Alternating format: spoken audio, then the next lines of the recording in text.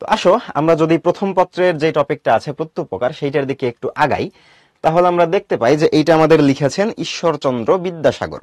এখন কথা হচ্ছে, ঈশ্বরচন্দ্র বিদ্যাসাগরকে আমরা ঈশ্বরচন্দ্র বিদ্যাসাগর নামে চিনি, কিন্তু বিদ্যাসাগর যে কথাটা আছে ওনার এইটা আসলে নামের কোনো অংশ না, এইটা আসলে তার উপাধি। সো বিদ্যাসাগর তার নাম না, এটা তার উপাধি। তার মূল যে নাম সেটা হচ্ছে ঈশ্বরচন্দ্র বন্দ্যোপাধ্যায়। ওই যে আমরা বিভূতিভূষণ বন্দ্যোপাধ্যায়, এরপরে হচ্ছে নারায়ণ গঙ্গোপাধ্যায়, এরকম অনেকগুলো দেখেছি। সো ইনি হচ্ছেন ওইরকমই একজন বন্দ্যোপাধ্যায় ছিলেন, ঈশ্বরচন্দ্র বন্দ্যোপাধ্যায় মূল নাম তার। বিদ্যাসাগরটা তার উপাধি, কারণ তিনি সেই সময়কার বা সেই যুগের যেই মানুষজনগুলো ছিল যারা আসলে আমরা বলি যে আধুনিক চিন্তা চেতনার ধারক এবং বাহক ছিলেন, এবং যারা সমাজ সংস্কারে গুরুত্বপূর্ণ ভূমিকা পালন করেছেন এবং মারাত্মক পরিমাণে মেধাবী ছিলেন, তাদের মধ্যে অন্যতম ছিলেন আমাদের ঈশ্বরচন্দ্র বিদ্যাসাগর। তোমরা যদি একটু খেয়াল করো, ঈশ্বরচন্দ্র বিদ্যাসাগরের জন্মটা হচ্ছে 26শে সেপ্টেম্বর 1820 সালে। তার মানে উনার যখন জন্ম তখন মোটামুটি আমাদের দেশে ইংরেজ যেই শাসনটা চলতেছিল সেই শাসনের কিন্তু বিশাল একটা সময় পার হয়ে গেছে। ইংরেজরা আমাদের হচ্ছে পলাশীর যুদ্ধে আমাদের সিরাজউদ্দৌলাকে পরাজিত করলো 1757 সালে। এরপরে বক্সারের যুদ্ধে মীর কাসিমের পরাজয় হলো 1764 সালে। আলটিমেটলি 1764-65 ওই সময়কাল থেকে ইংরেজরা আমাদের দেশটাকে নিজেদের মতো করে কোম্পানির শাসন চলা শুরু করলো, এবং সেই শাসনটা মোটামুটি 1857 সাল পর্যন্ত চলে। 1857 সাল পরবর্তী যে সময়টা থাকে সেই সময় থেকে আমাদের এইখানে আর কোম্পানির শাসন চলে নাই, তখন চলছে হচ্ছে ব্রিটিশ রানীর শাসন। এখন এই যে কোম্পানির শাসনটা মোটামুটি 1764 বা 65 সালের দিকে যেটা শুরু হইলো, সেইখান থেকে 1820 সাল পর্যন্ত কিন্তু এরা অলরেডি অনেক ধরনের কাজ করছে। তার মধ্যে অন্যতম উল্লেখযোগ্য একটা কাজ হচ্ছে এরা ফোর্ট উইলিয়াম নামে একটা কলেজ প্রতিষ্ঠা করে। এই কলেজটা প্রতিষ্ঠা করার অন্যতম উদ্দেশ্য ছিল যে ওরা প্রথমে চাইছিল যে ওরা হচ্ছে এখানকার বাংলা ভাষা শিখবে, এবং সেই অনুযায়ী ওরা হচ্ছে আমাদেরকে আমাদের সাথে যাতে ওদের কমিউনিকেশন গ্যাপটা একটু কমে আসে, যাতে ওরা সহজে আমাদের সাথে কথাবার্তা বলতে পারে, এই টার্গেট থেকে ওরা আসলে হচ্ছে টার্গেট নেয় যে ওরা একটা কলেজ প্রতিষ্ঠা করবে এবং সেইখানে বাঙালি এবং ওরা দুইজনেই আসলে পরস্পর সাংস্কৃতিক যে বিনিময় বা শিক্ষার যে বিনিময় সেটা করবে। বাট আলটিমেটলি এইটা হচ্ছে ওদেরকে বাংলায় শিক্ষিত করে নাই, আমাদেরকে উল্টা ইংরেজিতে শিক্ষিত করছে, বাট সেটা আলাদা বিষয়। কিন্তু এই যে ফোর্ট উইলিয়াম কলেজ প্রতিষ্ঠা হইলো, এইটা দিয়ে কিন্তু আমাদের এই যে পুরা ভারতবর্ষ যেটা ছিল এইখানকার, বিশেষ করে আমাদের এই যে বাংলা অঞ্চলটা, এখানকার শিক্ষাক্ষেত্রে একটা যুগান্তকারী পরিবর্তন আসে, এবং সেইখানকার থেকে ধীরে ধীরে আমাদের বাংলা ভাষা এবং বাংলা সাহিত্য এটার ধীরে ধীরে হচ্ছে একটা বিশাল আপগ্রেড দেখতে পাই আমরা। এবং আমাদের বাংলা সাহিত্যের যে যুগ বিভাগটা রয়েছে সেটার দিকেও যদি আমরা খেয়াল করি, তাহলে আমরা দেখি যে এই 1801 সাল থেকেই কিন্তু বেসিক্যালি আমাদের বাংলা সাহিত্যে আধুনিক যুগের সূচনা হয়। যদিও 1801 সাল থেকে আমরা এটাকে কাউন্ট করি, কিন্তু এটা সাহিত্য পর্যায় পর্যন্ত পৌঁছাইতে প্রায় 1850 থেকে 60 সালের মতো সময় লেগেছিল। এবং 1850 বা 60 সালের দিকে যদি আমরা খেয়াল করি, তখন কিন্তু আমাদের ঈশ্বরচন্দ্র বিদ্যাসাগর একেবারে যুবক মানুষ, তার 30 থেকে 40 বছরের মতো বয়স। 30 বছর হইলে যুবক বলা যায়, 40 হইলে তো মধ্যবয়স্ক হয়ে গেল। যাই হোক, সো মোটামুটি ঈশ্বরচন্দ্র বিদ্যাসাগরের কিন্তু যেই টপ লেভেলের সময়টা, তার যে সৃজনশীলতার বা তার যে দক্ষতার যে টপ নচ টাইমটা, সেইখান থেকেই কিন্তু বেসিক্যালি বাংলা যে সাহিত্যটা সেইটারও আধুনিক যুগের মনে করো যে একটা পুনরুজ্জীবন বা একটা হচ্ছে পুনর্জাগরণ ঘটেছে। তো ঈশ্বরচন্দ্র বিদ্যাসাগরের এই যে জার্নিটা, সেই জার্নিটাতে উনি আসলে ছোটবেলা থেকে অনেক বেশি মেধাবী ছিলেন, অনেক বেশি পড়াশোনায় এক্সপার্ট ছিলেন, এবং বিভিন্ন রকম ঘটনাও প্রচলিত আছে। তোমরা এইগুলো একটু ঘাটাঘাটি করলেই পাবা, আমি অত দূর যাব না, কারণ যেহেতু আমাদের ক্লাস টাইম লিমিটেড। এখন কথা হচ্ছে উনি পড়াশোনা করছেন কলকাতা সংস্কৃত কলেজে। আর প্রথমে উনি সংস্কৃত নামের যে ভাষাটা রয়েছে আমাদের, বেসিক্যালি আমাদের বাংলা যে ভাষা এবং বাংলা যে ব্যাকরণ, সেটা তো আমাদের বাংলা ব্যাকরণটা টোটালি বলতে গেলে যে সংস্কৃতের উপরে 90-95% আসলে নির্ভরশীল। তো সংস্কৃত ভাষাতে উনি প্রথমে পাণ্ডিত্য অর্জন করেন, পরবর্তীতে তিনি আবার ইংরেজি ভাষাতেও পাণ্ডিত্য অর্জন করেন, কারণ যেহেতু সেই সময় ইংরেজদের শাসনামল চলতেছে এবং ইংরেজি ভাষা জানা ছাড়া আলটিমেটলি ওদের সাথে চলাফেরা করা, ভাবের আদান প্রদান করা এবং ওদের রাজত্ব থেকে নিজেকে শ্রেষ্ঠ প্রমাণ করার যে সুযোগটা, সেইটা লাভ করা ইম্পসিবল একটা বিষয়। সো উনি যদিও সংস্কৃত ভাষাতে পাণ্ডিত্য অর্জন করেছেন শুরুর দিকে, বাট আলটিমেটলি সময়ের প্রয়োজনে তিনি ইংরেজিতেও আসলে যথেষ্ট শিক্ষা দীক্ষা গ্রহণ করেন এবং পাণ্ডিত্য অর্জন করেন। তিনি একাধারে ছিলেন পণ্ডিত, অবশ্যই বিশাল মেধাবী মানুষ, মাস্টার মশাই ছিলেন, পণ্ডিত ছিলেন, তিনি শিক্ষাবিদ ছিলেন, সমাজ সংস্কারক ছিলেন এবং খ্যাতনামা লেখক ছিলেন। এই যে এতগুলা কাজ একসাথে উনি করছেন। প্রথমত উনি শিক্ষক ছিলেন, শিক্ষাবিদ ছিলেন, সমাজ সংস্কারক। যেটা আমরা জানি যে আমাদের যে বিধবা বিবাহ যেটা রয়েছিল, সেটা কিন্তু তোমরা ওই যে সতীদাহ প্রথা যেটা, সেটার নাম হয়তো জানো বা শুনেছো। বিষয়টা এরকম যে সেই সময় যদি কোনো স্ত্রী লোকের স্বামী মারা যাইতো, তাহলে তার সতীত্ব রক্ষার নাম করে স্বামীর সাথে তাকে চিতায় তুলে দগ্ধ করে দেওয়া হইতো বা মেরে ফেলা হইতো। সো এই যে সতীদাহ প্রথা যেটা, সেইটা বিশাল একটা বলা যায় যে কি বলবো, কন্ট্রাডিক্টরি একটা বিষয় ছিল যে আসলে এটা উচিত কিনা, এবং সেটার বিরুদ্ধে আমাদের ঈশ্বরচন্দ্র বিদ্যাসাগর অবস্থান নেন এবং তিনি তার নিজের ছেলের সাথে একজন বিধবার বিবাহ দেন। দিয়ে উনি বেসিক্যালি এই যে তখনকার যেই আমরা বলি ট্যাবু বলি অথবা হচ্ছে তখনকার যে সমাজের নিয়ম রীতি বলি, সেটার বিরুদ্ধে তিনি এক ধরনের বিদ্রোহ ঘোষণা করেন এবং এই জিনিসটা উনি হচ্ছে চালু করেন। একজন জিজ্ঞেস করছো পণ্ডিত কি? শিয়াল পণ্ডিত নাম শুনছো কখনো? শিয়াল পণ্ডিতের গল্প শুনছো কখনো ঠাকুরমার ঝুলিতে? বেসিক্যালি যারা অনেক বেশি দক্ষ মাস্টার মশাই টাইপের, তাদেরকে বলা হয় পণ্ডিত। পণ্ডিত বলতে মাস্টারকেই বোঝায়, বুঝছো? শিক্ষাবিদ কি? শিক্ষাবিদ হচ্ছে যারা শিক্ষা দীক্ষা নিয়ে ঘাটাঘাটি করে, পড়াশোনা করে। যেরকম ধরো আমাদের দেশে শিক্ষাবিদ বলতে এখন আমরা কাকে বলতে পারি? আহ বর্তমান যুগের খুব বেশি শিক্ষাবিদের নাম আমাদের মনে পড়তেছে না। একটু কয়েক বছর আগের একটু কথা বলি, আমরা হচ্ছে ডক্টর মোহাম্মদ জাফর ইকবালকে শিক্ষাবিদ বলে আসলে সন্দেহ করতাম আর কি। তাকে ওইভাবে আমরা চিন্তা করতাম, বাট আলটিমেটলি যাই হোক, কোনো ব্যক্তি সম্পর্কে পার্সোনাল কোনো অপিনিয়ন আমি দিতে যাব না। এরকম মানে শিক্ষা দীক্ষা নিয়ে, পড়াশোনা নিয়ে যারা ঘাটাঘাটি করে, তোমরা বেসিক্যালি তোমাদের ওই যে বোর্ড বই যেটা পাইছো, ওই বোর্ড বইটার উপরের দিকে তোমরা দেখবা যে বইগুলা কারা কারা লিখছে।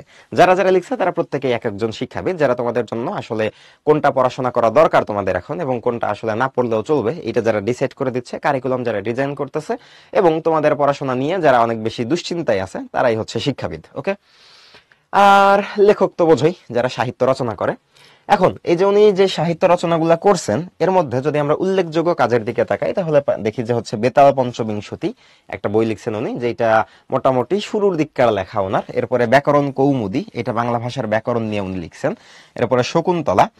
এই যে এইখানে একটু খেয়াল করো যে বিধবা বিবাহ প্রচলিত হওয়া উচিত কিনা এত বিষয়ক প্রস্তাব, এটা পুরোটা কিন্তু একটা বইয়ের নাম।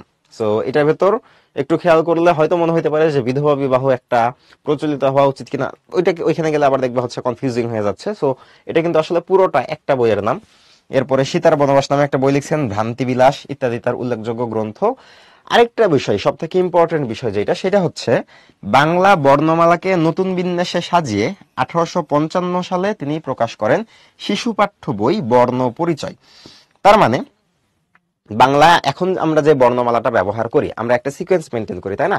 স্বরবর্ণ শুরু করি আমরা অ থেকে, তারপরে হচ্ছে স্বর স্বরে রস্বই দীর্ঘ রস্বই দীর্ঘ রি এ ওই ও ঔ, এখানে যে শেষ করি।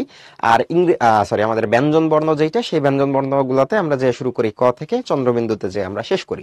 তো এই যে যেই বিন্যাসটা, এটা কিন্তু তোমরা হয়তো জানো যে সায়েন্সে যারা পড়তেছো তারা হচ্ছে পিরিয়ডিক টেবিল বা আমাদের ওই যে পর্যায় সারণী যেটা, আমাদের মৌলগুলোকে সাজানোর যে বিষয়টা, ওইটার দিকে হয়তো তোমাদের হচ্ছে খেয়াল আছে একটু, যে ওইখানে আমরা কি করি, আমাদের যে 118টা বা 19টা বা কম বেশিও হইতে পারে, আমি যখন পড়ছি তখন ওই 18টার মতোই ছিল। সো এই যে 118 বা 19টা মৌল যেইগুলো, সেইগুলোকে আমরা কি করি, একটা হচ্ছে নির্দিষ্ট সিকুয়েন্সে এদেরকে সাজাই, যাতে এদের নাম এবং বৈশিষ্ট্যগুলা এবং অন্যান্য যে ইনফরমেশন গুলা, সেইগুলো আমার পক্ষে মনে রাখা সম্ভব, মানে ইজি হয়। সো বাংলা বর্ণমালা যেটা, এইটা যে কোন সিকুয়েন্সে সাজানো থাকবে, সেটাও কিন্তু আমাদের বিদ্যাসাগরই করছিলেন। আর সাথে সাথে হচ্ছে এই যে শিশু পাঠ্য বই বর্ণ পরিচয়, ওইটা উনি প্রকাশ করছিলেন ওই স্বরে স্বরে ক খ, এটা দেখানোর জন্যই বেসিক্যালি। এবং এইটা কিন্তু আজ পর্যন্ত আমাদের যেই পড়াশোনাটা, পুরো পড়াশোনাটাতে, বা আমরা যখনই পড়াশোনা শুরু করি তখন যে আমি শিশু শিক্ষা বলে একটা বই দিয়ে আমাদের পড়াশোনা শুরু করছিলাম, তোমরা হয়তো শুরু করছো একের ভিতর অনেক এই টাইপের কোন একটা বই দিয়া। সো এই যে বইগুলা ছিল, এই বইগুলা দিয়ে কিন্তু আলটিমেটলি আমাদের ওই যে পড়াশোনার জার্নিটা শুরু হয়। এবং এই জার্নিটা যদি আমাদের স্টার্টিংটা যদি সুন্দর হয়, সেক্ষেত্রে কিন্তু আমাদের পুরো জার্নিটা মোটামুটি স্মুথ হইতে পারে। আমাদের গ্রামের দিকে গেলে দেখা যায় যে ক্লাস 3, 4 অথবা 5-এ পড়ে বাচ্চা কাচ্চা, যারা এখনো রিডিংটা ঠিকঠাক মতো পড়তে পারে না, সরেয়া সরিয়া লিখতে দিলে সিকোয়েন্স মেনটেন করে সম্পূর্ণ বর্ণমালাটা ঠিকঠাক ভাবে লিখতে পারে না।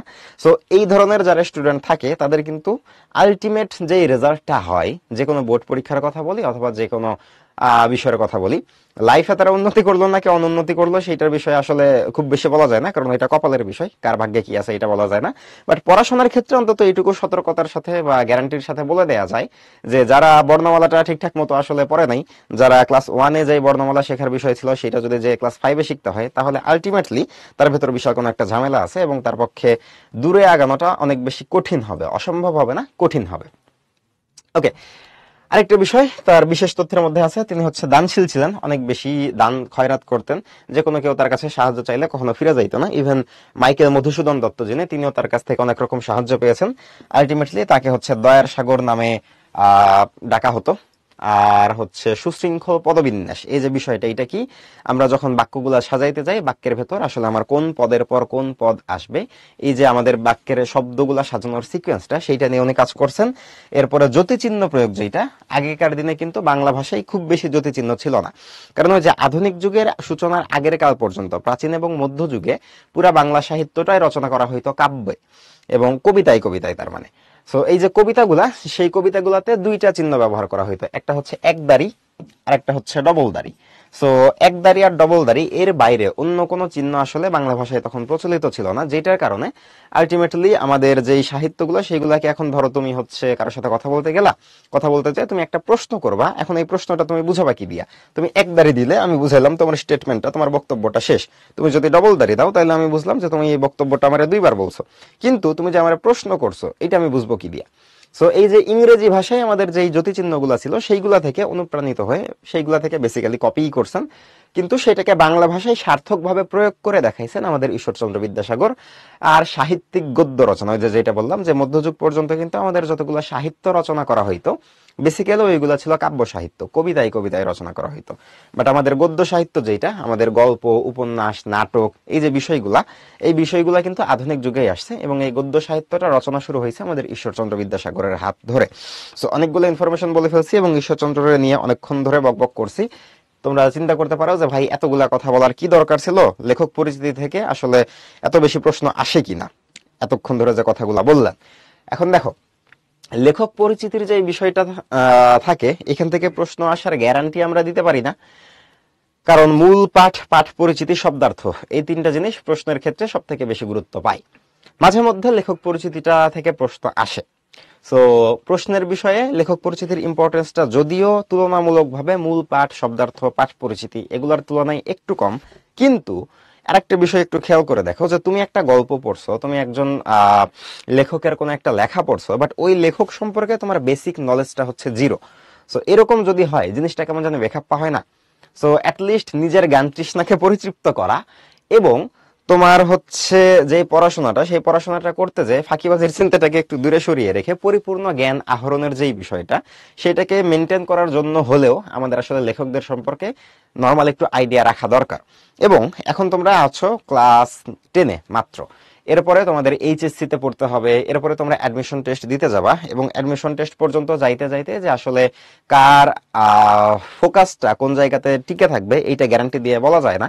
সো বিভিন্ন জন হয়তো ফিল্ডও চেঞ্জ করে ফেলতে পারো, আর যদি ফিল্ড চেঞ্জ নাও করো, ওই লেভেলের কনফিডেন্স আছে তোমাদের ভেতর, আশা করি, বিশ্বাসও করি।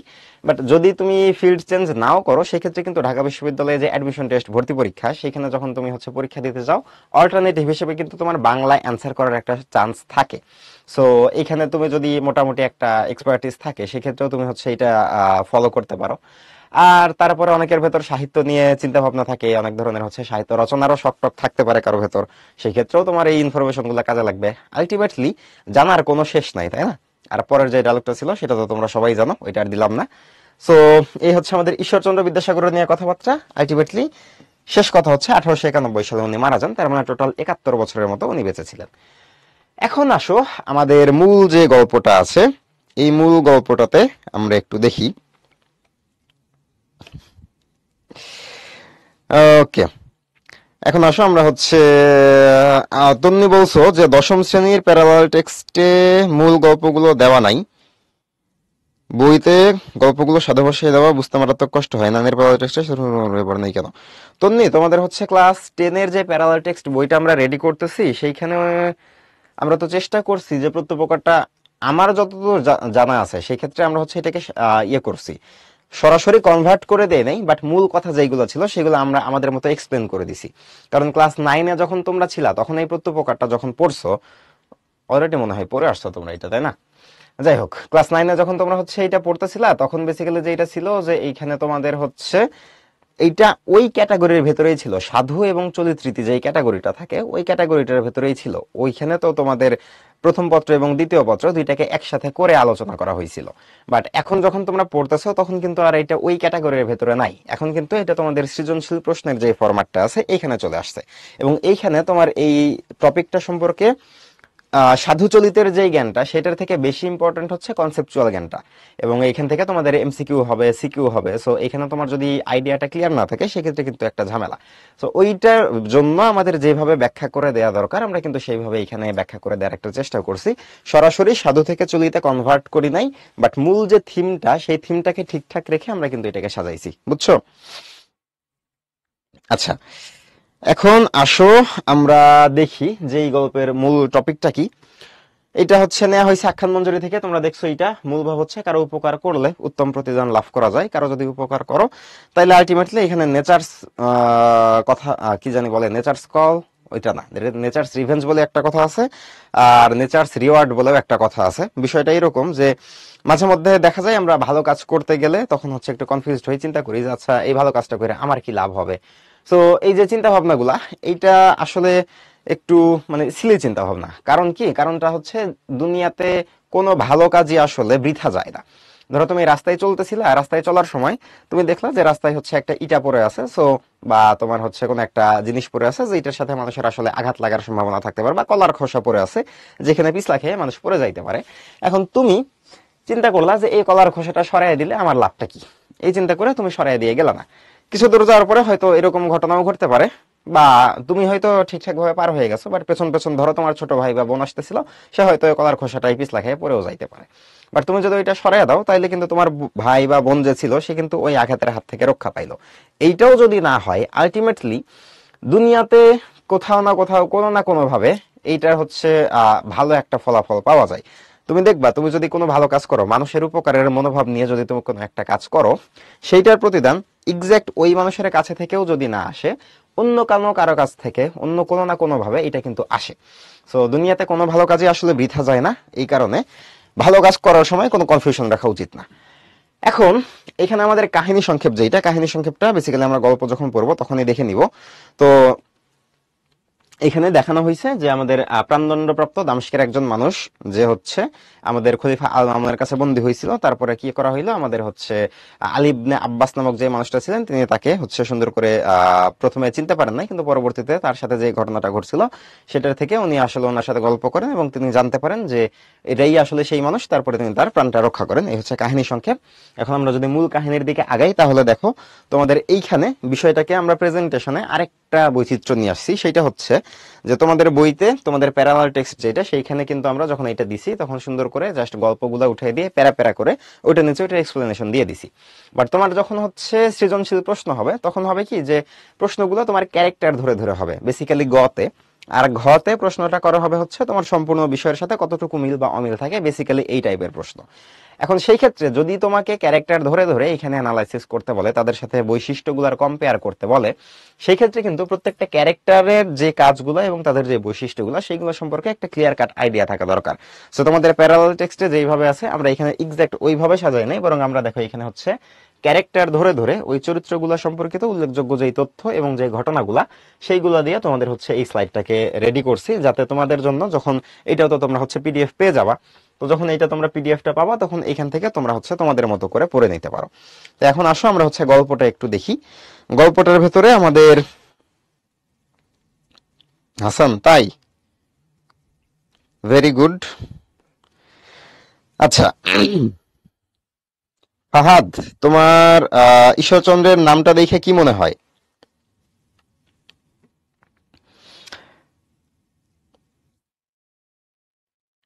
ক্লাস রুটিন যেগুলো আছে সবগুলো তোমরা হচ্ছে ইয়েতে পাবা, উদ্ভাসের যে ওয়েবসাইটটা আছে সেখানেই পাবা। রাকিব যে প্রশ্নটা করছো এটা হচ্ছে তোমাদের, হ্যাঁ অফলাইনে কোর্সটা আছে, সো হয়তো কোথাও ক্লাস নিব, কোথায় নিব এটা বলা যাবে না।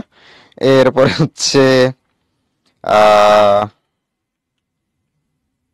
9-এ যারা ক্লাসগুলো করছিল তারা তো মোটামুটি আইডিয়া আছেই, যাদের নাই তাদের জন্য আরেকবার একটু সংক্ষেপে কাহিনীটা বলে নেই যে আমাদের হচ্ছে খলিফা আল মামুন, তিনি ছিলেন হচ্ছে আমাদের বাগদাদের, হ্যাঁ বাগদাদের হচ্ছে তখনকার যে বাদশা উনি ছিলেন। আর বেসিক্যালি হচ্ছে বাগদাদটা আমাদের ইরাকের রাজধানী শহর, এবং এই ইরাকের রাজধানী শহরটা তখন বাংলা পুরা এশিয়ার ভেতরের যদি আমরা বলি মোটামুটি বিখ্যাত একটা শহর ছিল, এবং মুসলিম সভ্যতার শীর্ষে অবস্থান করতে এই বাগদাদটা। সো এই শহরে খলিফা হারুনুর রশিদের সময় বেসিক্যালি এই টপ লেভেল পর্যন্ত পৌঁছায়। আর খলিফা আল মামুন যিনি ছিলেন তিনিও মোটামুটি হচ্ছে এখানকার শাসক ছিলেন, ভালো একজন মানুষ ছিলেন।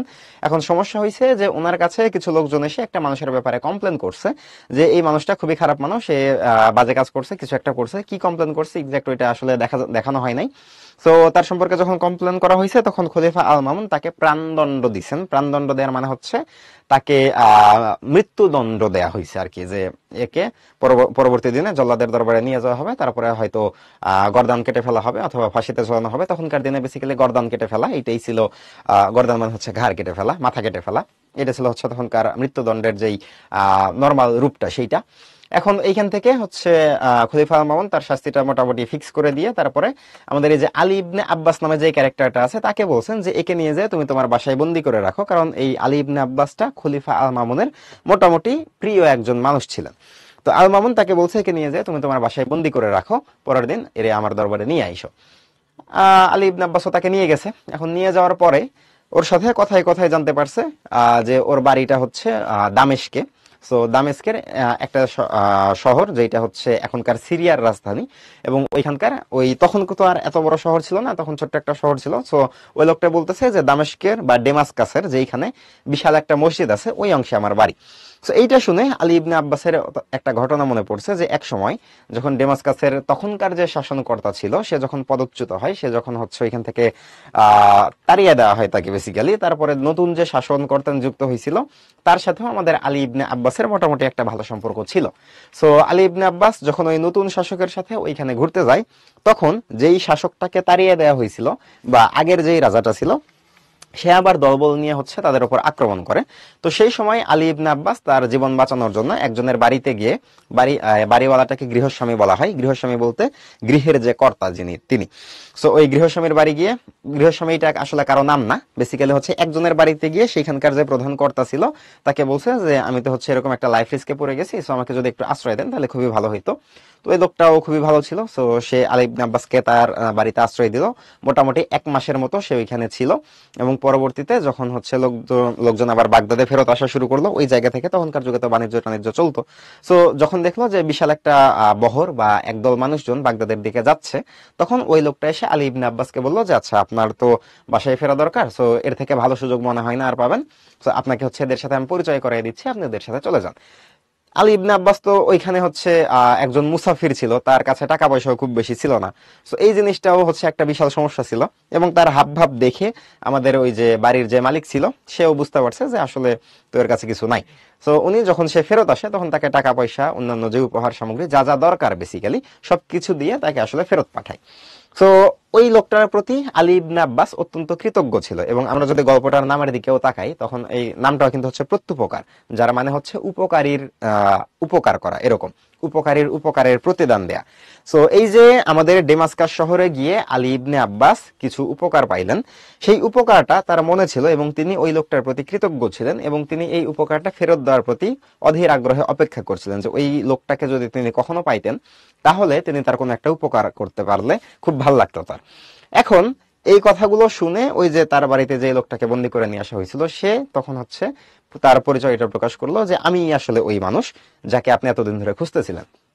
তো যখন পরিচয়টাকে রিভিল করা হইলো তখন আলী ইবনে আব্বাস একটু প্রথমে অবাক হইলো, তারপরে ভালো করে খেয়াল করে দেখলো, কারণ সময়ের সাথে সাথে তো মানুষের আসলে চেহারা পরিবর্তন হয়, মুখে যে ফেস কাটিং সেটা পরিবর্তন হয়, যদিও আমার কোনো পরিবর্তন হয় না। সো আলী ইবনে আব্বাস তাকে আসলে চিনতে পারলেন, চিনতে পারার পরে উনি বললেন যে ঠিক আছে তাহলে আপনি এখন থেকেই মুক্ত। আপনাকে উনি হচ্ছে সহস্র স্বর্ণমুদ্রা একটা থলে দিলেন, মানে 1000 স্বর্ণমুদ্রা। তো উনি দিয়ে বললেন যে আপনি চলে যান, আপনার পরিবার পরিজনের সাথে দেখা করেন, তাদের সাথে হচ্ছে আপনার সংসার ধর্ম পালন করেন, তার মানে বেসিক্যালি তাদের সাথে সুখে শান্তিতে জীবন কাটাইয়া দেন, কোনো সমস্যা নাই।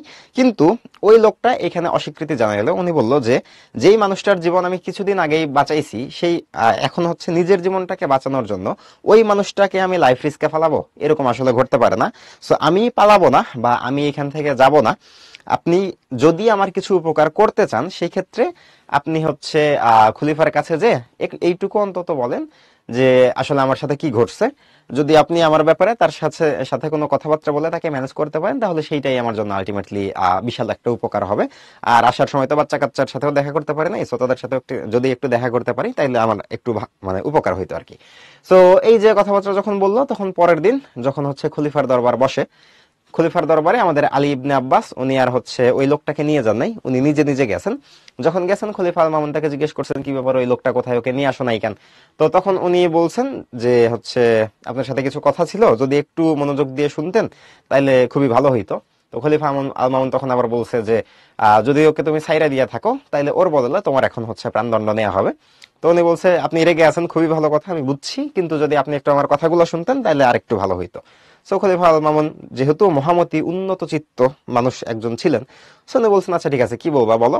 তো তখন উনি সবিস্তারে এই যে আগের যে ঘটনাগুলো ছিল সেই ঘটনাগুলো খলিফার কাছে বর্ণনা করলেন, এবং বর্ণনা করে বললেন যে আসলে যেই মানুষটা এরকম ভাবে নিঃস্বার্থ ভাবে একজন মানুষের উপকার করতে পারে, সেই মানুষটা যে আপনার কাছে যে কমপ্লেন গুলো আসছে এই কমপ্লেন গুলার মতো এরকম নিজ গর্হিত কোনো কাজ করতে পারে, এই জিনিসটা আসলে আমি বিশ্বাস করি না। সো খলিফা আল মামুনও বুঝতে পারলেন যে না, আসলে চরিত্রের দিক থেকে যদি আমি চিন্তা করি তাহলে যেই বন্দী ব্যক্তিটা ছিল সেই বন্দী ব্যক্তিটা যথেষ্ট উন্নত চিত্ত একজন পুরুষ, এবং তাকে আসলে এই দুরাচার দুরাত্মা দিকের হচ্ছে যে মিথ্যাচার, দুরাচার মানে হচ্ছে যাদের আচার আচরণ খারাপ, দুরাত্মা মানে খারাপ আত্মা, বেসিক্যালি খারাপ মানুষ। সো এই খারাপ মানুষদের মিথ্যা কমপ্লেন শুনে আমি যে একে শাস্তি দিতে চাচ্ছি এটা তো আসলে উচিত না। সো তখন উনি বললেন যে ঠিক আছে, ওকে ডাকো। ওকে ডাকা হইলো। পরে খলিফা মামুন তাকে হচ্ছে অনেকগুলো পুরস্কার দিয়ে 10টা উট, তারপরে হচ্ছে টাকা পয়সা যা যা লাগে সেগুলো দিয়ে তাকে ফেরত পাঠাইলেন। সো এই যে আলী ইবনে আব্বাস এক জায়গায় গিয়ে, সিরিয়ার দামেস্কে গিয়ে, সেখানে সে একটা উপকার পাইছিল। পরবর্তীতে যে ব্যক্তিটা তার উপকার সাধন করছিল সেই ব্যক্তিটার উপকারটা সে ফেরত দিল। ওই লোকটা হচ্ছে এর জীবন বাঁচাইছিল, আলী ইবনে আব্বাস আবার ওই লোকটার জীবন বাঁচাইলো। এই যে পারস্পরিক উপকারের যে বিনিময়টা, সেইটাকে কারণেই আমরা হচ্ছে এই পুরা গল্পটাকে নাম দিচ্ছি প্রত্যুপকার। ওকে, এখন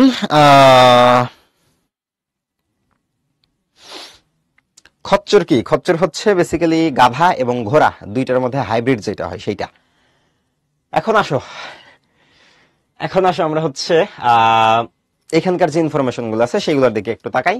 দেখো, তোমাদের গল্পটা তো বলে দিছি অনেক সহজ ভাষায়, যতখানি সহজভাবে বলা সম্ভব আমার পক্ষে ততখানি সহজভাবে বলার চেষ্টা করছি। আশা করি তোমরা গল্পটা বুঝতে পারছো। এখন তোমাদের জন্য যে ইনফরমেশন গুলো দরকার, দেখো এখানে হচ্ছে সেই ইনফরমেশন গুলো আমরা সুন্দর করে রাখছি। আলী ইবনে আব্বাস রিলেটেড যে ইনফরমেশন গুলো সবগুলো এইখানে। এরপরে হচ্ছে আলী ইবনে আব্বাসের জন্য আমাদের যে গৃহস্বামী, তার মানে ডেমাসকাসের যে মানুষটা ছিল, সে আসলে কি কি কাজ করছে সেই জিনিসগুলো এখানে দেয়া। এরপরে হচ্ছে আমাদের খলিফা আল মামুন যিনি ছিলেন, খলিফা আল মামুনের যে বৈশিষ্ট্যগুলো সেইগুলো আমরা এখানে দিয়ে রাখছি। এরপরে খলিফার যে বন্দী, সেই বন্দী বলতে বেসিক্যালি ওই ডেমাসকাসবাসী, তার সম্পর্কে আসলে ঘটনাটা কি ঘটছিল, কি ধরনের কাজকর্ম হয়েছে তার সাথে, সেই জিনিসগুলো এখানে দেয়া। আর এর সাথে সাথে আমাদের হচ্ছে খলিফা তার ভুলটা যখন বুঝতে পারলেন এবং সেটার সেক্ষেত্রে উনি ভুল সংশোধনের জন্য কি কি কাজ করলেন সেই জিনিসগুলো এখানে দিয়ে রাখছি। খলিফার মহানুভবতা, ভুল সংশোধন করার পরে তিনি আরো যে ভালো ভালো কাজগুলো করছেন সেইগুলো এখানে দেয়া। সো ওভারঅল তোমাদের গল্প রিলেটেড যে ইনফরমেশন গুলো দরকার, যেগুলো তোমাদের সৃজনশীলে হেল্প করবে, এবং এমসিকিউ তো তোমাদের হচ্ছে এই যে আমরা হচ্ছে অন্য কালিতে বা হলুদ কালিতে মার্ক করে রাখছি যেগুলো একটু বেশি গুরুত্বপূর্ণ কথা, সেইগুলা প্যারালাল টেক্সটেও কিন্তু তোমাদের হচ্ছে অন্য কালিতে মার্ক করা আছে। সো ওভারঅল তোমাদের জন্য যত রকম ভাবে সম্ভব আমরা গল্পটাকে দেখাই দিলাম। এখন এখান থেকে আমাদের শব্দার্থ আর টিকা থাকে। সো শব্দার্থ আর টিকার মধ্যে মূল বইয়ের যে শব্দার্থ আর টিকাগুলা সেগুলো তো তোমরা হচ্ছে অলরেডি আশা করি পড়ে নিছো। আর এর সাথে সাথে তোমাদের আরো কিছু এক্সট্রা শব্দার্থ আমরা অ্যাড করে রাখছি, কারণ তোমরা অলরেডি বলেই ফেলছো যে ভাই এইটা সাধুরীতিতে লেখা একটা গল্প, এটা পড়তে গেলে দাঁতমুখ ভাঙ্গা যায়, বুঝতে পারি না, খুবই কষ্ট হয়। সো সেই ক্ষেত্রে তোমাদের যে শব্দার্থগুলো থাকে সেই শব্দার্থগুলো সম্পর্কে যদি তোমার একটা ক্লিয়ার কাট আইডিয়া থাকে তাইলে এটার অর্থ বোঝাটা তোমার জন্য অনেক বেশি ইজি হবে। সো তোমাদের যেই আরো বেশি কঠিন শব্দ যেগুলো ছিল, যেগুলো আসলে বইতে দেয়া নাই, সেই শব্দগুলোর লিস্টগুলো আমরা এখানে দিয়ে রাখছি। সো এই জিনিসগুলা যদি একটু মনোযোগ দিয়ে একটু ভালো করে পড়ে নাও তাহলে হয়তো তোমাদের জন্য এই পুরা যে গল্পটা সেটা বোঝা আরেকটু ইজি হবে। এখন এই যে গল্পটা, এই গল্পটা থেকে তোমাদের যদি কোনো কোশ্চেন থাকে তাহলে করতে পারো, খুব বেশি কোশ্চেন আমি নিব না। চোখের সামনে আমার যেই প্রশ্নগুলো পড়বে তার ভেতর আমি হচ্ছে 5টা প্রশ্ন নিব। একজন জিজ্ঞেস করছো ভাইয়া টিকা কি? টিকা হচ্ছে একটু ব্যাখ্যামূলক। শব্দার্থ বলতে ডিরেক্ট শব্দের যে অর্থ সেটা হচ্ছে শব্দার্থ, আর টিকা হচ্ছে এই শব্দার্থটাকে সরাসরি ধরো তোমার হচ্ছে এখানে একটু এক্সাম্পল দিই, যে মামুন বা ডেমাস্কাস অথবা বাগদাদ, এখন এইগুলা হচ্ছে এক একটা শব্দ, এর একটা অর্থ থাকতে পারে। বাগদাদ এর হচ্ছে একটা শাব্দিক অর্থ থাকতে পারে, যেরকম প্রত্যেকটা মানুষেরই যে নামটা থাকে সেই নামের হচ্ছে আলাদা একটা অর্থ থাকে, তাই না? এখন তোমাকে যখন আমি এইগুলা নিয়ে জিজ্ঞেস করব তখন কিন্তু তুমি আমাকে জাস্ট অর্থটা বললে আমি এটা কিন্তু ঠিকঠাক বুঝবো না। যেরকম ধরো হচ্ছে বাংলাদেশ, বাংলাদেশ কি? বাংলাদেশ একটা দেশের নাম, আমি বলছি, ভালো কথা। এখন এই বাংলাদেশ যে দেশের নাম, এই জিনিসটা যখন হচ্ছে আমরা আরেকটু স্পষ্ট ভাবে বুঝতে যাব, তখন যে এইটা জাস্ট একটা নাম এইটুকু জানলে কিন্তু হচ্ছে না, বরং এটার সাথে আমাদের বাংলাদেশ সম্পর্কিত কিছু ইনফরমেশন দরকার। যেরকম এটা 1971 সালে স্বাধীন হয়েছে, তারপরে হচ্ছে মোটামুটি স্বাধীনতার 50 বছর পার হয়ে গেছে আমাদের, এটা তৃতীয় বিশ্বের একটা দেশ, মোটামুটি গরিব একটা দেশ। এরপরে হচ্ছে ঢাকা শহর যেটা আছে এই দেশের রাজধানী এইটা, এবং এইটা বেশিরভাগ দিনেই বায়ু দূষণে সারা দুনিয়ার ভেতরে আসলে টপে থাকে। সো বিভিন্ন রকম ইনফরমেশন তোমার জন্য আসলে দরকার হইতে পারে জানা। সো এই যে বিভিন্ন ইনফরমেশন দিয়ে তোমাকে যে ব্যাখ্যাটা দেওয়া হয় কোনো একটা কনসেপ্টকে ক্লিয়ার করার জন্য, সেইটা হচ্ছে টিকা। যেরকম ডেমাস্কাস, এইটা দামেস্কো বর্তমান নাম এইটা। এরপরে এইটা হচ্ছে এশিয়ার একটা প্রাচীন শহর, এটা একটা অ্যাডিশনাল ইনফরমেশন। হযরত ইব্রাহিম আলাইহিস সালামের যুগের পূর্বে এখানে শহর গড়ে উঠেছিল, তার মানে হযরত ইব্রাহিম আলাইহিস সালামেরও আগে। আমাদের যে সিকোয়েন্সটা নবী রাসূলদের সিকোয়েন্স, সেই অনুসারে হযরত ইব্রাহিম আলাইহিস সালাম কিন্তু মোটামুটি হচ্ছে অনেক আগের, এবং তারও আগে থেকে এই শহরটা আসলে মানে চলে আসতেছে, তখনকার থেকেও এখানে আসলে সভ্যতা গড়ে উঠছে। আর বর্তমানে দামেস্ক হচ্ছে সিরিয়ার রাজধানী। সো এই যে তোমাকে একটা বিষয় সম্পর্কে অ্যাডিশনাল ইনফরমেশন দিলাম যাতে ওই জিনিসটা সম্পর্কে তোমার ধারণাটা ক্লিয়ার হয়, এই জিনিসটাই হচ্ছে টিকা। একজন জিজ্ঞেস করছে পাথেয় স্বরূপ মানে কি? পাথেয় স্বরূপ মানে হচ্ছে তোমার চলার পথে, তোমার যেই রাস্তায় তুমি যেই জার্নিটাতে যাইতেছো সেইখানে তোমার যে অবলম্বনটা, তোমার কাছে যে হাত খরচাটা আছে। ধরো তুমি ঢাকা থেকে চট্টগ্রাম ঢাকা থেকে কক্সবাজার যাইতেছো 7 দিনের একটা ট্যুরে। সো এই 7 দিনের ট্যুরে যাওয়ার সময় তুমি সাথে যে জিনিসপত্র এবং যে টাকা পয়সাগুলা নিলা, এইটাই হচ্ছে তোমার পাথেয়। একজন বলছো ভাইয়া টিকা কি বোর্ড এক্সামে আসে? টিকা থেকে তোমার অনুধাবনমূলক প্রশ্ন এইটা মোটামুটি হচ্ছে হেল্প করে, আর জ্ঞানমূলক প্রশ্ন আসতে পারে। সো টিকা বা শব্দার্থ, পুরা শব্দার্থের জায়গাটায় আসলে ইম্পর্টেন্সের সাথে পড়া উচিত, গুরুত্ব দিয়ে পড়া উচিত। এরপরে হচ্ছে একজন বলছো তদীয় মানে কি? তদীয় মানে হচ্ছে তার। এরপরে বলছো, একটু আস্তে কমেন্ট করো, পদচ্যুত কি? পদচ্যুত মানে হচ্ছে যেই পদে অধিষ্ঠিত ছিল। ধরো তোমার হাই স্কুলের হেডমাস্টার, এখন হেডমাস্টার যদি হেডমাস্টারের পদ থেকে আসলে তাকে সরিয়ে দেওয়া হয় তখন সেটাকে বলা হয় পদচ্যুত করা, বুঝছো? এরপরে বলছো এফবি অ্যাকাউন্টে এসব কি বলো, এসব চাইতে নাই। এরপরে তোমরা ফেসবুক গ্রুপে যুক্ত আছো না? ফেসবুক গ্রুপে থাকলে ওইখানে আমাদের সবাইকে পাবা, ঠিক আছে? কোপানো মানে কি? কোপানো মানে হচ্ছে রাগের আগুন। পোলাপান তোমরা হচ্ছে এই দিকে তাকাও, হ্যাঁ, শব্দার্থগুলোর দিকে একটু খেয়াল করো। দেখো, প্রত্যুপকার মানে উপকারের উপকার করা, নিষ্কৃতি মানে মুক্তি, কোপানো মানে কোপ মানে হচ্ছে রাগ, অনল, অনল মানে হচ্ছে আগুন। সো রাগ এবং আগুন, রেগে আগুন হয়ে যাওয়া বলি না আমরা, ওইটাকে আমরা বলি হচ্ছে কোপানল। এরপরে প্রতীতি মানে বিশ্বাস করা, প্রীতি প্রফুল্ল লোচন, এখানে 3টা শব্দ আছে, একটা হচ্ছে তোমার কই গেল প্রীতি, একটা হচ্ছে প্রফুল্ল, আর একটা হচ্ছে লোচন। প্রীতি, প্রফুল্ল, লোচন। প্রীতি কি? প্রীতি মানে হচ্ছে সুসম্পর্ক, ভালো সম্পর্ক এরকম। প্রফুল্ল মানে কি? আনন্দ। আর লোচন কি? লোচন মানে হচ্ছে চোখ। সো প্রীতি, প্রফুল্ল, লোচন বলতে বোঝানো হয়েছে যে কোন একটা প্রিয় মানুষকে দেখে, কোন একটা আগের কোন বন্ধুকে দেখে আনন্দে চোখ যদি জল জল চকচক করে ওঠে তখন সেটাকে আমরা বলি প্রীতি, প্রফুল্ল, লোচন। মৌন অবলম্বন মানে হচ্ছে মৌন অবলম্বন করা, নীরবতা পালন করা। এরপরে প্রত্যাগমন মানে হচ্ছে ফিরে আসা। এরপরে তোমরা যদি খলিফা দেখো, খলিফা হচ্ছে হযরত মুহাম্মদ সাল্লাল্লাহু আলাইহি সাল্লামের মৃত্যুর পরবর্তী সময়ে আমাদের মুসলিম রাষ্ট্রের সর্বপ্রধান শাসনকর্তা হিসেবে যারা নিযুক্ত হইতো তাদেরকে বলা হইতো খলিফা। যেরকম আমাদের হচ্ছে 4জন বড় খলিফা ছিলেন, হযরত আবু বকর রাদিয়াল্লাহু আনহু, হযরত উমর রাদিয়াল্লাহু আনহু, এরপরে হচ্ছে হযরত উসমান এবং হযরত আলী রাদিয়াল্লাহু আনহু। সো মুসলিম শাসনকর্তারা আমরা জানি হচ্ছে খলিফা। ডেমাস্কাস বলে ফেলছি। মামুন কি? মামুন হচ্ছে আল মামুন নামে সমধিক পরিচিত, পূর্ণ নাম হচ্ছে আবুল আব্বাস আব্দুল্লাহ আল মামুন, এবং তিনি ছিলেন হচ্ছে 7ম আব্বাসীয় খলিফা, খলিফা হারুনুর রশিদের দ্বিতীয় পুত্র। এরপরে বাগদাদ, যেটা বাগদাদ হচ্ছে বর্তমানে ইরাকের রাজধানী, এরপরে এইটা তোমার তাইগ্রিস বা সরি তাইগ্রিস না, এটা হচ্ছে ফুরাত বা ইউফ্রেটিস নদীর 25 মাইল উত্তরে অবস্থিত। আর এটা হচ্ছে 763 খ্রিস্টাব্দে নগরটা প্রতিষ্ঠিত হয়। এরপরে নিত মানে হচ্ছে নেওয়া হয়েছে এমন, তদীয় মানে তার, কোপ মানে রোধ, কি বলে ক্রোধ, অসন্তোষ বা রাগ। এরপরে হচ্ছে প্রতিগমন মানে কি, প্রতিগমন মানে হচ্ছে প্রত্যাবর্তন, ফিরে আসা। মৌনা বলা মন্ত্র আছে, উদ্দেশ্য মানে সন্ধান বা খোঁজ। এরপরে আমাদের হচ্ছে এখান থেকে আছে অভিনিবেশ মানে মনোযোগ। ঘাতক মানে যে হচ্ছে মৃত্যুদণ্ড কার্যকর করে। বেসিক্যালি তোমরা হচ্ছে ওই যে যাকে কি জানি বলে, বাংলা সিনেমাতে দেখায় না, ওই যে এসে হচ্ছে ফাঁসি দেয়, ওরে কি জানি বলে, ভুলে গেছি। সো এরা হচ্ছে ঘাতক। এরপরে ধর্মাবতার মানে বিচারক। দুরাচার মানে দুর্বৃত্ত, খারাপ আচরণ করে এরকম মানুষ। দুরাত্মা মানে পাপিষ্ঠ মানে খারাপ মানুষ। প্রসন্ন মানে খুশি। ওকে, সো এই হচ্ছে আমাদের মোটামুটি বাংলা প্রথম পত্র নিয়ে কথাবার্তা। সো এখন তোমরা ব্রেক চাচ্ছিল অনেকক্ষণ ধরে, আমরা একটা ব্রেকে যাব। আমাদের ব্রেক টাইম হচ্ছে, এখন বাজে কত, 11টা 6।